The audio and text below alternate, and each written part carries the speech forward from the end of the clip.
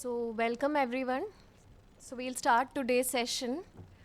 I'm very pleased to welcome Professor John Lawrence Benz to deliver his review talk titled Altruistic Uses of Socio-Scientific Capital, a Pro-Eco-Justice Pedagogy.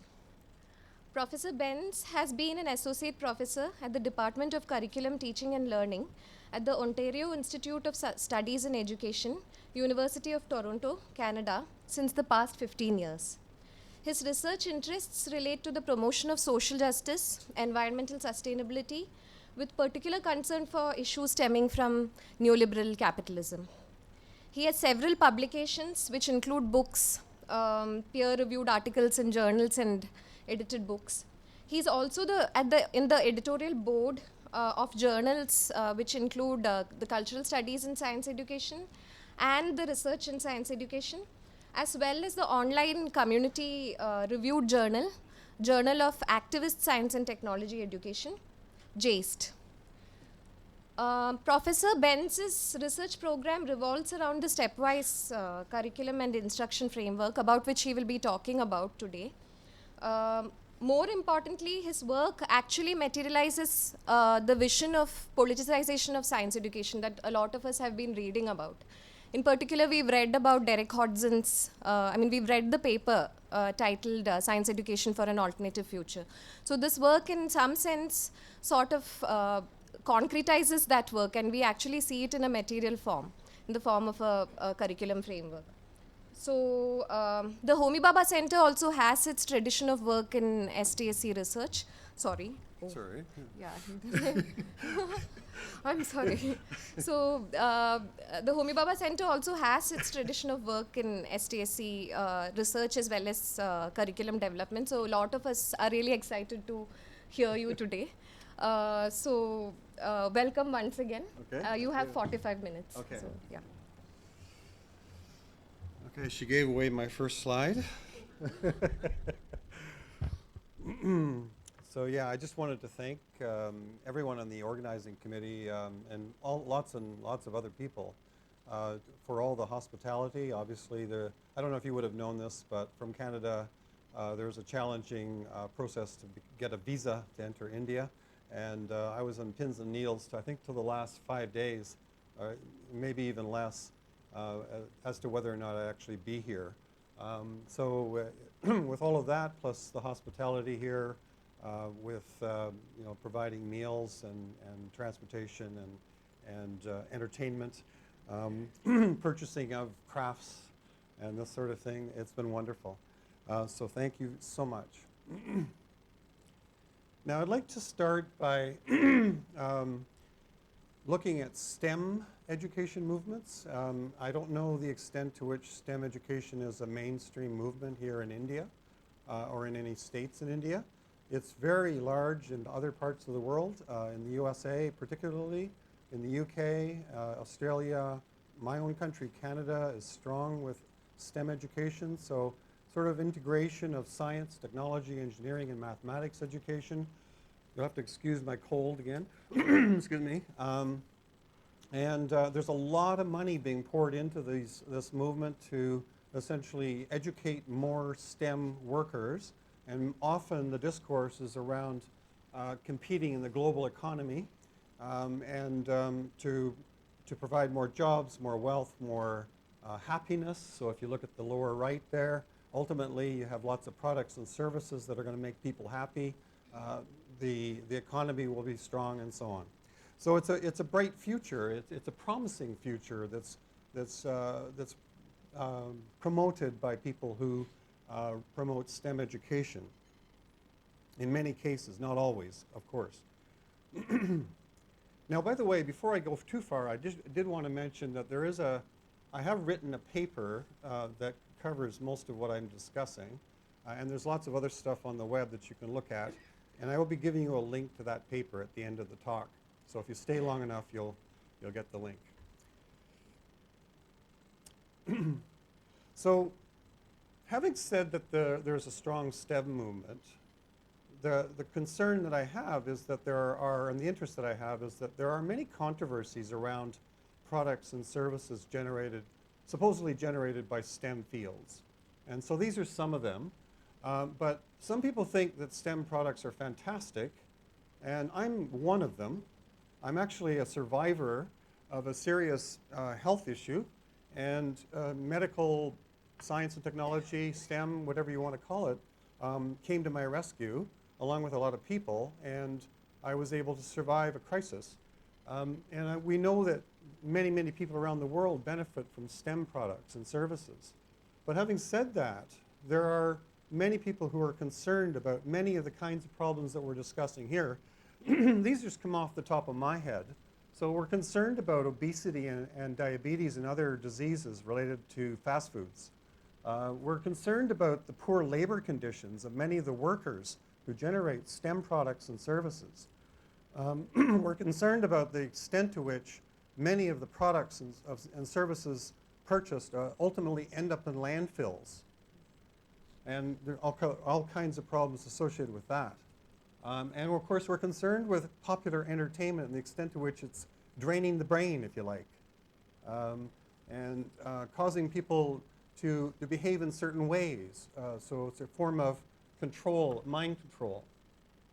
And for me, near the top of the list, although I've been thinking recently that there are other major issues, is climate change due to burning of fossil fuels.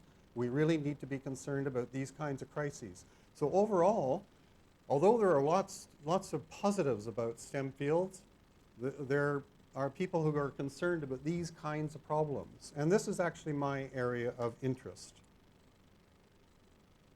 Now, from my basic philosophy, though, the question becomes, can we blame STEM fields?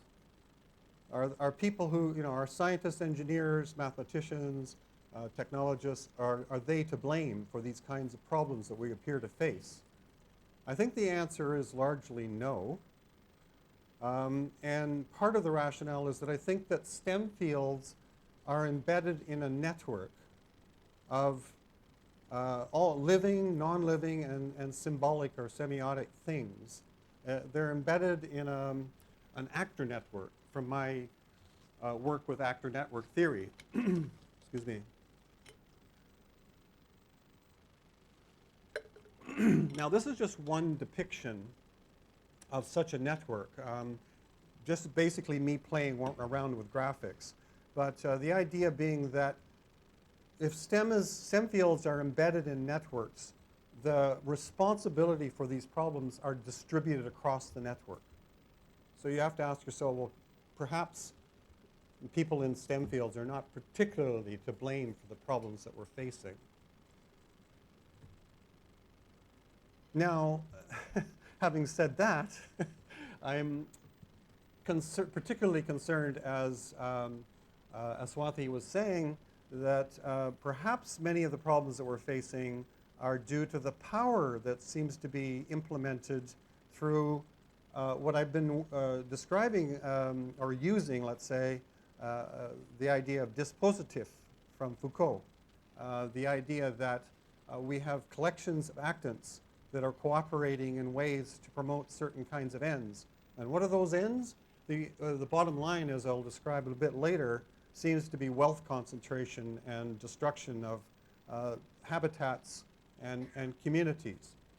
And so you'll see within this network, this capitalist, neoliberal capitalist network, you see things such as obviously transnational corporations, but transnational entities that support them, the World Trade Organization, the World Bank, the International Monetary Fund, and others, but also forms of currency that float around the world, and of course forms of mass entertainment that are distributing knowledge and perspectives around the world through a form of biopolitics.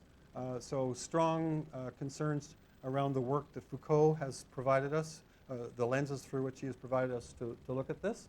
So these are my concerns, and so because of these, for the last 10 years, I have been focusing on a project perhaps inspired by Marx, but the idea being that we can't just know the world.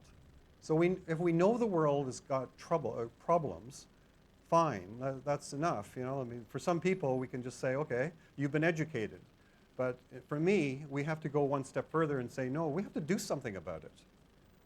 So that's our job. That's our responsibility. Those of us who have a knowledge of this, and I would suggest an ethics around these concerns. So community members, in my view, must become critical or be critical and activist through that symbolism. Remembering that any form of symbolism is problematic, so it's just stolen off the web. Now, a basic question becomes, if you get into this work, well, why would any student, and I work with students in schools and undergraduate students and others, students and youth after-school programs and other situations at museums and so on. Why would they want to take actions for the other? Why would they want to behave in an altruistic way? Why would they want to give of themselves? Well, one answer that we've come to essentially is that they have to, in a sense, own the problem. They need to own the controversy, but certainly they need to own the potential problems. And how do we get them to do that? We get them to conduct student-directed and open-ended research. Let's see if I can use this pointer correctly. So something in this area here. So open-ended being no predetermined conclusion. A wide variety of possible conclusions, open-ended. And then procedures are completely student-directed. So what we're trying to do is promote student-directed and open-ended research, both primary research, where they're conducting their own investigations like experiments and studies, or secondary research such as accessing information generated by others available on the internet. So you can see one little example. This is more symbolic than real, although the data is from a high school kid, a group of kids, but around climate change. And we've indicated a number of actions that they have developed and some of the secondary and primary research that they have developed. So what we do is we promote what we call research-informed and negotiated action projects. And we've reduced that to RENA projects, just for short, because it's a mouthful. But the negotiation part is very important because we believe that decision-making around actions are a very complex negotiated phenomena that arise from many variables such as emotions, such as data, which are never emotion-free in my view, and culture and so on. Theory, don't forget theory. So given that the school system, correct me if I'm wrong, and this is in my world, the school system still tends to prioritize teaching of the achievements of science and technology or STEM fields. We want you to learn what we know, and that's not a bad thing. But the emphasis seems to be excessively in that direction. And because of that, largely students they really get anxious around being asked to conduct their own research, design and conduct their own research, and of course they haven't had a lot of chance to do action.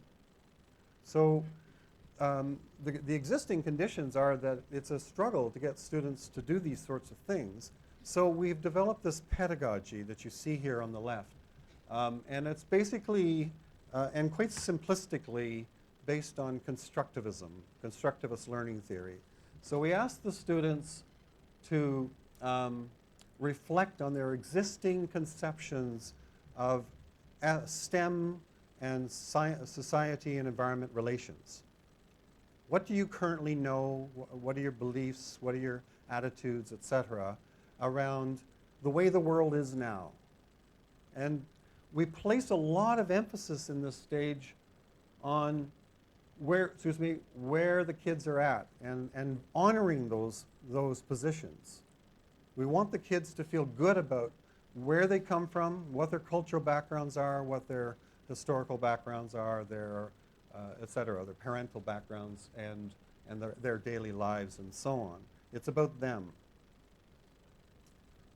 having said that, we are conscious that, for example, from the idea of differences in cultural capital that we learned from Bourdieu, that many students struggle with discovering concepts, attitudes, skills, and so on that could be useful to them. So there's a phase in which we actually teach them some things that we think they wouldn't otherwise discover.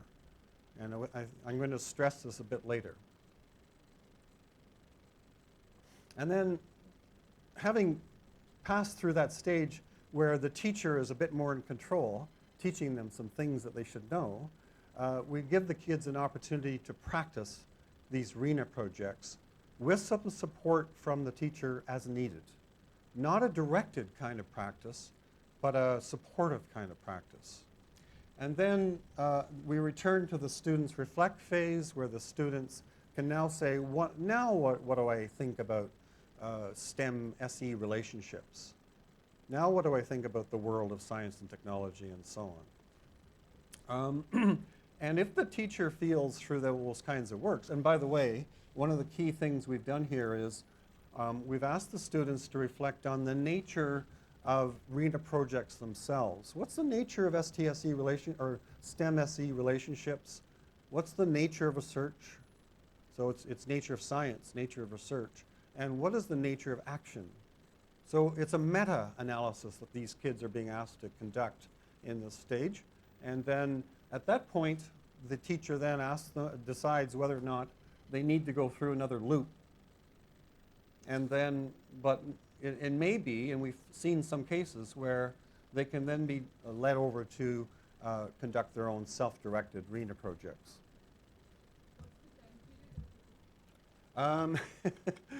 Okay. The time period varies with the students, and it varies with the teacher. So there is no formula for this. It's very, sorry? Oh, yeah, so one cycle would normally be conducted over the period of let's say a quarter of a course. Yeah, normally, yeah, somewhere in that ballpark. So, and actually, my part of Canada, it's Ontario, which is a province. They require the students in the middle grades to have 4 units of study, and so this could run through one of those units, and they may have to do it again in a second unit, and then the third and the fourth units could be used for the sort of student-led project, because they tend to take a bit more time, and they're usually more extensive. So thank you. Yeah. Any questions about other questions about the overall framework? I'm going to give you examples now. So it's not like I'm done with this. I'm telling you about stepwise, and I've been asked to talk about that. So I'm going to give you some details. Any other questions of clarification? Yep.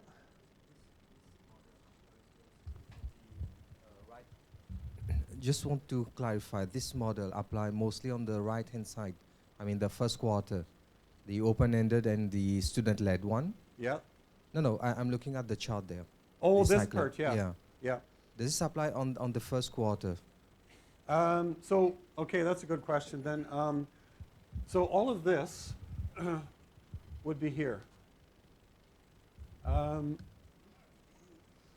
So this would be kind of here, because there needs to be some teacher direction, but there's a tendency to try to keep it more open-ended, because we want to know, what do the students know and believe, and so on. But then when we get to this stage, the teacher teaches, then it becomes quite a bit more here.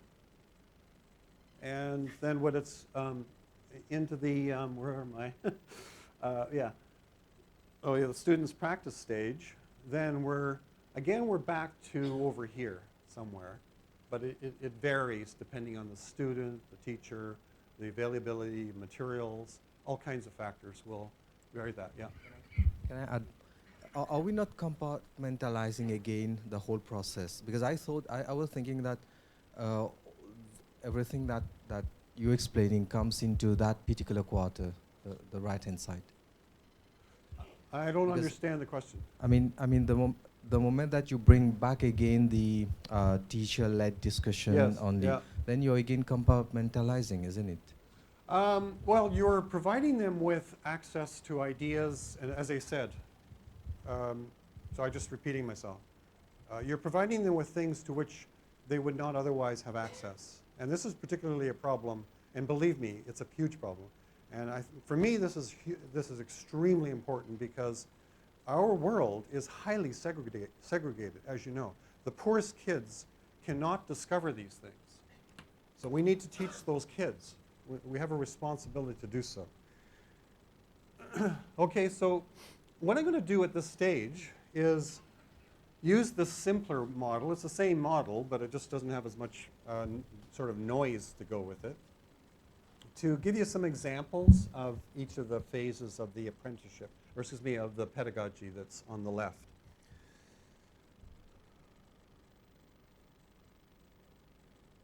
Now, there are many ways, have a look at these pictures, but there are many ways in which one could ask the students to reflect on and express their preconceived notions about STEM SE relationships. I keep saying STSE because in Ontario we don't have in the curriculum STEM SE, it's STSE. But at any rate, in asking the students to reflect on what they know, they believe, what they would do, how they would do things, and so on, there are many things you could do, and I could go over many of those, but we don't have time. Now, I am doing a workshop over the next 2 days, starting tomorrow, so if you're involved in that, then you'll get a lot more ideas about how this can be done. But one of them, because of my interest probably, is that because of the concerns around consumption, that we have presented the students with various forms of consumer products and services, and or asked them to supply such products and services or name such products and services themselves that they're commonly using. And we simply ask them questions such as, what do you like and dislike about these things? And you might be doing the same thing as I talk. What's good and what's bad about them? You might also be asked, as the teacher might ask the students, what other people or groups would like or dislike these things? Now, what you'll notice, you may or may not notice, is that I'm using more divergent style of questioning. I'm attempting not to influence the particular responses of the students. And then we might also ask them, well, if there are any problems or harms that you feel are happening, what would you do about it? And you know, they're just vague, open-ended types of questions, and we have the students explore those. And through that exercise, as you can imagine, the students' views, attitudes, skills, and knowledge are, as we say, all over the map. They're just a huge range of things. Now, you as a teacher are placed in a situation where you have an idea that, oh, yeah, well, I could see the problems with those. You know, you should know that. And, you know, you might evaluate the students in a way that isn't necessarily honoring their backgrounds, as I said before. So at this stage, I want to stress, again, that we place a lot of emphasis on asking the students to express their views, and the teacher, we put a lot of emphasis on the teacher honoring those views and celebrating those views and attitudes and skills. Again, I can't stress that enough. I don't want to make the mistake of going too far too fast. So going back to the model, again, for those students particularly, and this is Bourdieu largely, who struggle with capital, who struggle to discover, and by the way, I wanted to mention something very important to me after I lubricate.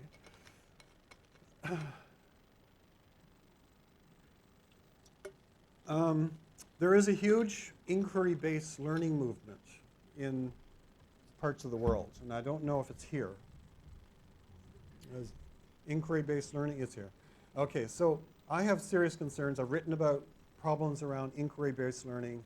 And you might detect that it's because if you have a particular thing you want the students to learn, and you ask them to conduct their own inquiries to do so, you're placing them in the situation that is not unlike what scientists have had to do. And how long has that taken scientists and engineers to do these things? And can all kids do this because of their differences in cultural capital? I think the answer is no. And so for those reasons, as I said earlier, I just wanted to stress that we actually spend time teaching particular things. And I'm going to give you some examples of things we teach.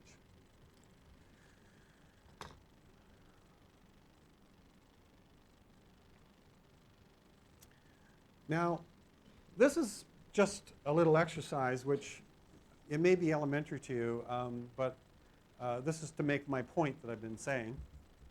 But tell me quickly, anyone want to just tell me, if they haven't seen this one before, what do you see? Okay. Anyone else? Quickly. Snow? Okay. A map, okay. I haven't heard that one yet, but that's good. Okay. A face, okay, right. So this is, in a sense, making the point I've been trying to stress, and that is that you all have different conceptions. You have a common experience. You know, the data coming to you is common, relatively. Angles are different, but the data coming to you is common. Whatever's in your head, as you probably know, is causing you to construct a different image from this. And so it's basic constructivism. So yeah, it is, a lot of people think, you know, the main thing that people see there, or at least the reason this is an image, is that there's supposed to be a dog. It's the hind end of a dog. There's the dog leaning down towards and picking something off the ground or sniffing off the ground in this area. Does anybody see the dog that didn't see it before? Because I did that? Whew. My teaching isn't so bad. Okay, so the teacher tries to get, yes, question? No? The teacher tries to get the kids to learn these things, and they still, with direction, struggle to get the kids to learn certain things. So you can see the strength with which the material that's in our minds will determine how we see the world. And that applies to mixing chemicals and you know, when you get the results, trying to make a decision about what's happening with that, and so on and so on. So that's, I just really want to stress, that's why one of the main reasons why, and there are others, ask me if you like later about the publication where I raise a number of concerns around inquiry-based learning, but this is why we want to teach certain things. So one of the things to teach, and again, this is my orientation, is the concept of the Trojan horse as a consumer product.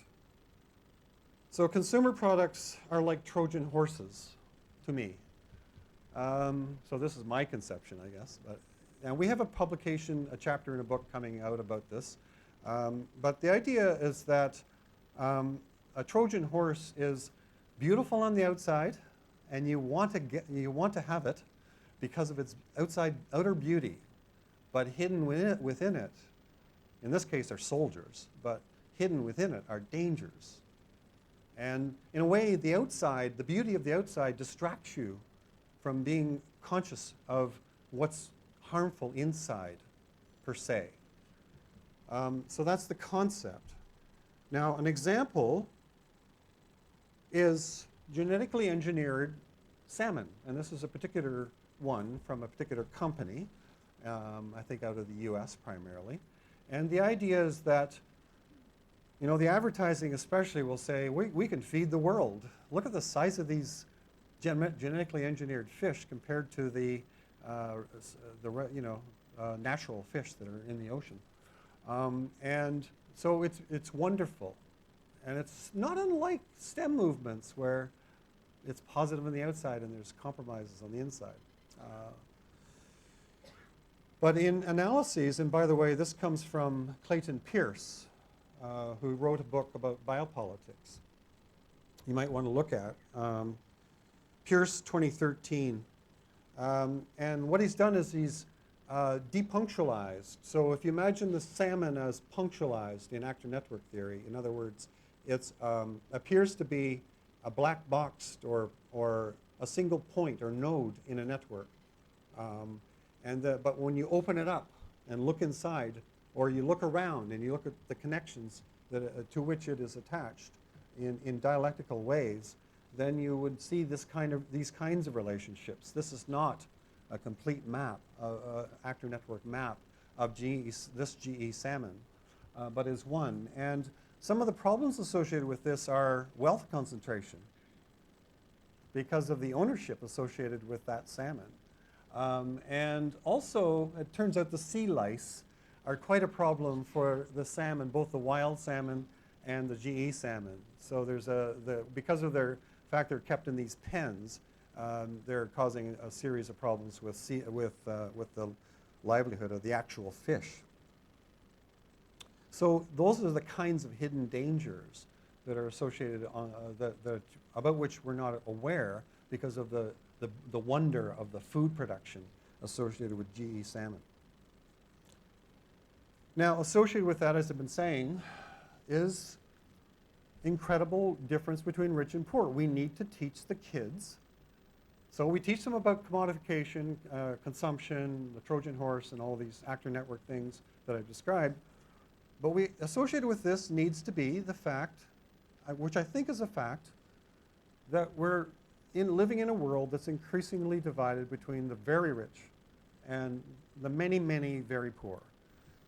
Now, this is a nice little thing, this image from Brazil, but this is a bit more concrete, although the image is a bit anyway. There are, according to Oxfam, and this was a year ago, report you may have seen, that 8 white men, I have to mention they're white men, and of course I'm one of those,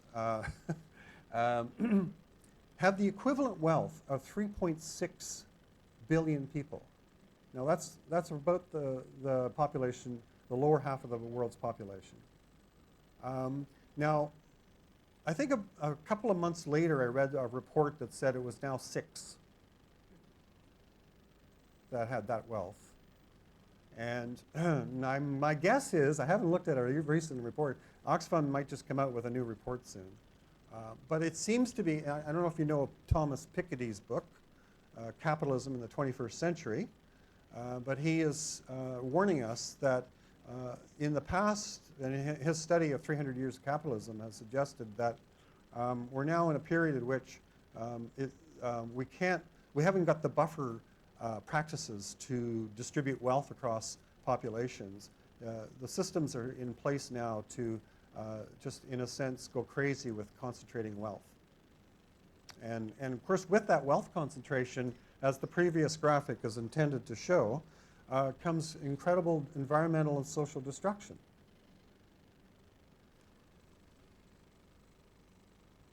So we've talked about, now this is kind of what I said before about Marx's point, that it isn't enough to talk about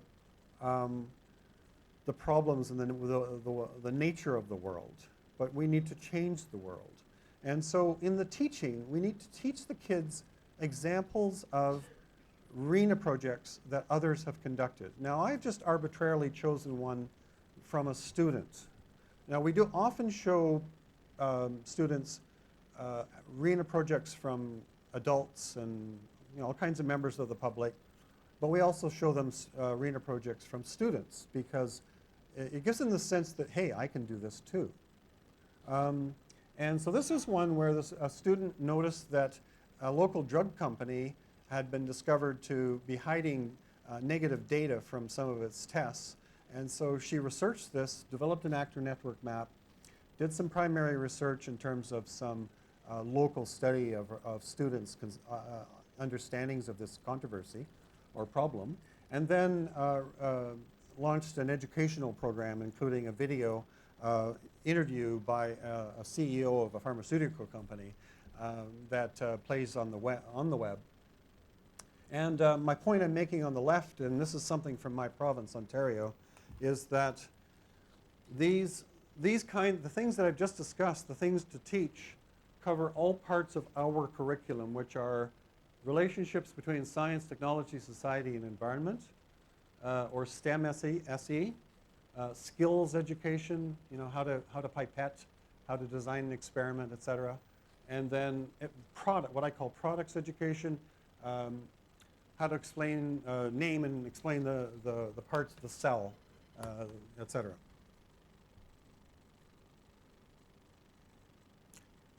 Whoops, no, I think I blew it.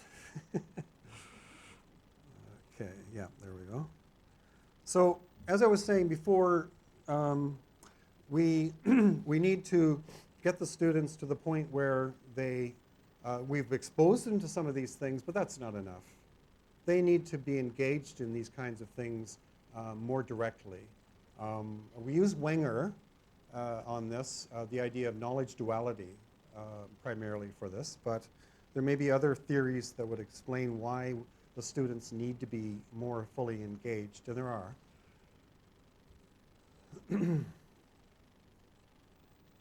And so here's an example of a arena project in this practice phase, and it's this teacher speaking, and I think I might be in trouble in terms of time.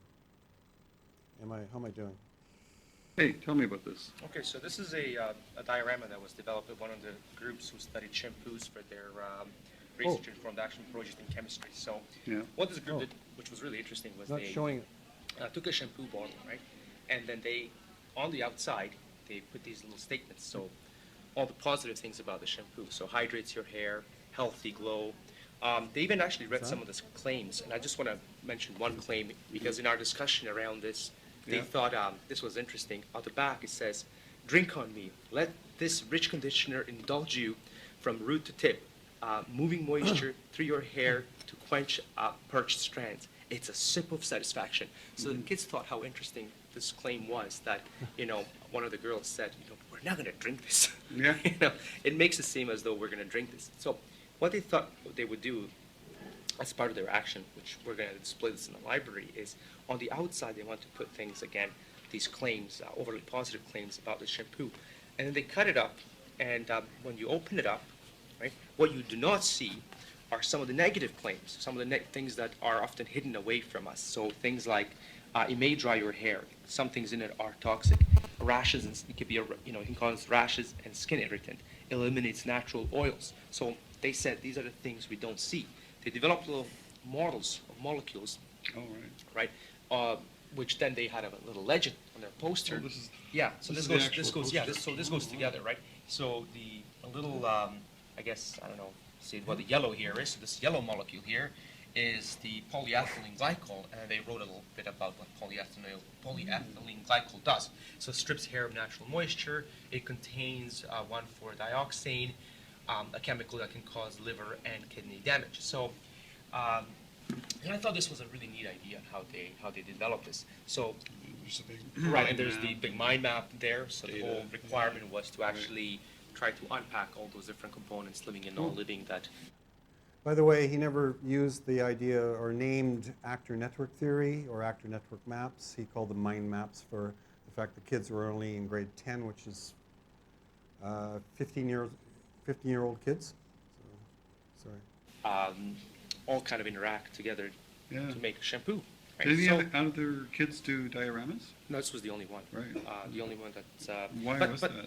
Like, Why don't it was I Their think, idea, Yeah, or- it was partly guided by me, right? Yeah. I thought, what are you gonna do, girls? And they said, well, we have all these different ideas, and I kind of thought, okay, well, if you take a shampoo and you might do something around, Mhm.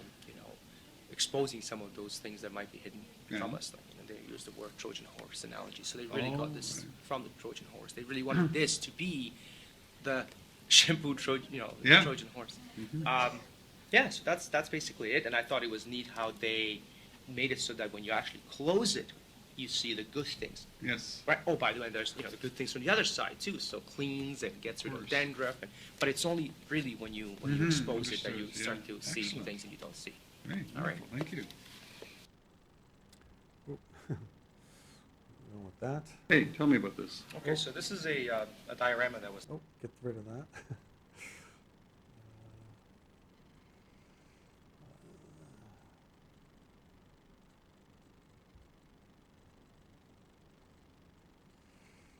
yeah.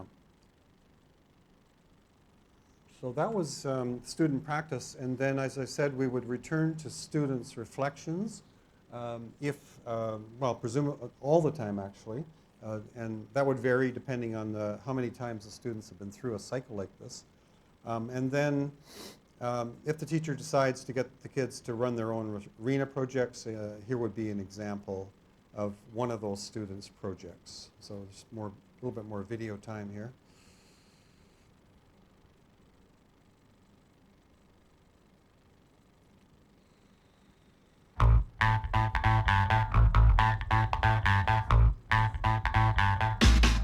This is what foundation does. Hide what we don't want others to see because we're scared to get judged. Again. Sorry.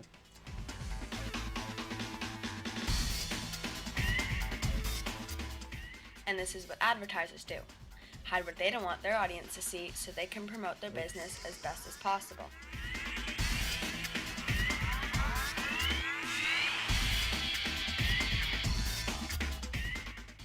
Just like every person in the world, each product that's made has their own story to be told. And I am going to tell you the story of foundation. The first step to making foundation is extraction, when hardworking miners are put on the job to mine non-renewable natural resources that we essentially end up wasting in a bottle on our skin, then taking off after the day ends, and creating even more waste. Being a miner is a very hazardous job due to all the dangerous toxins being exposed to the workers. Also, a lot of pollution is created due to the machinery and technology used.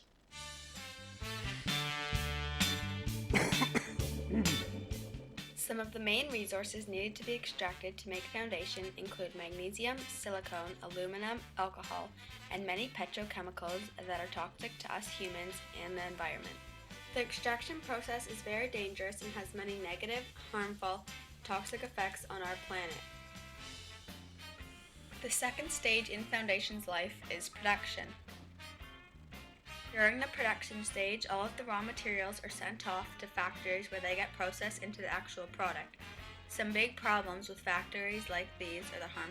So I think I better stop it. Sorry about that. And time is running short, and I have a little bit more to say, and I think it's fairly important that I do say it. So I'm going to unfortunately stop that. Now that video is available on YouTube, as you can see, and there is a link to it on my website, and also I expect you can get there one way or another from that paper that you'll get, to which you'll get a link later in this, at the end.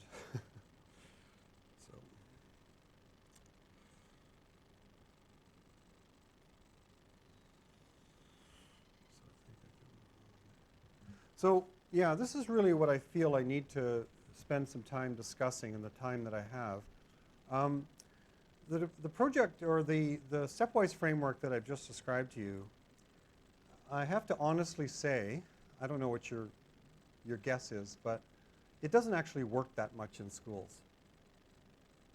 So it's a sad thing for me. I mean, I've been at this for 10 years.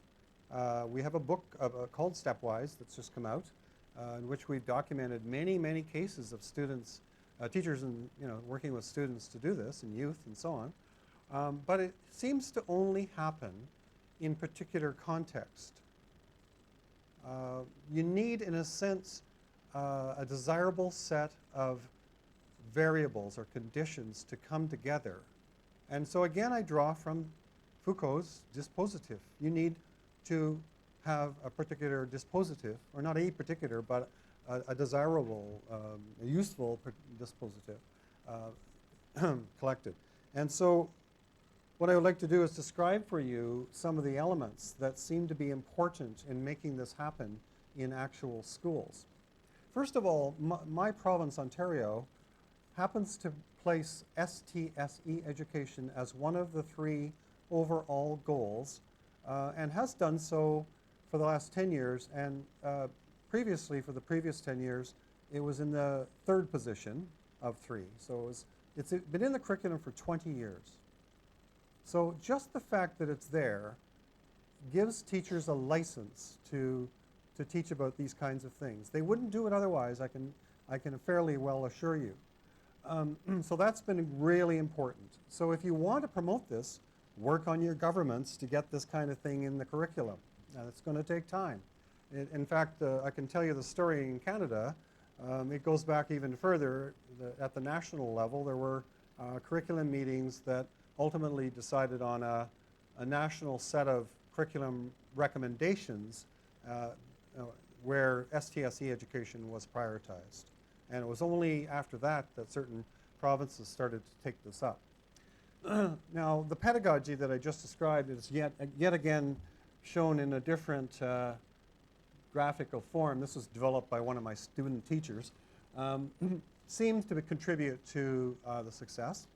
And then a body of pedagogical materials, teaching and learning materials need to be developed. And over the 10 years, we've managed to do that and share those. And in the workshops, I will be sharing with everyone large numbers of resources. So teachers can't do this and won't do this without actually having something to work from. Not to say that they're going to copy and repeat these kinds of activities. Now this one takes a bit more time, so I'm not going to elaborate it, but there needs to be certain features of the teacher. Now the teacher needs to, we feel the teacher needs to have a certain view of the nature of science, for example. If the teacher feels that science is a process that is affected, uses logic, but is affected by politics, economics, gender, culture, race, accident, all kinds of factors, and cannot necessarily lead to the truth, they seem to be more likely to do these kinds of things. And we actually have evidence to support that. So that's what this is all about. If they're here, they're here. They can be here. And there's a paper out there of mine about that, actually, but not so much about the STSE or STEM SE work. So that's the end. I'm hoping that some of you might like to take up the challenge to take on these, promote these kinds of projects with students. And if so, there are access to resources on my or on the Stepwise website, stepwiser.ca. This is the link to the downloadable paper about which that covers what I've discussed, and you can write to me. So thank you. Thank you very much. And thank you for sharing with us both the successes as well as challenges of